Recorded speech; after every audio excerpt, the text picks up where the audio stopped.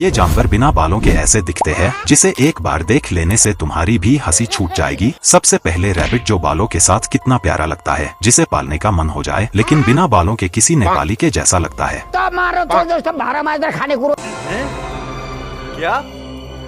क्या बक रहे हो मादरचोद? नेक्स्ट चिंपांजी जो बालों के साथ तो खतरनाक लगता है, मगर जब बाल ना हो तो कुछ ऐसा दिखता है।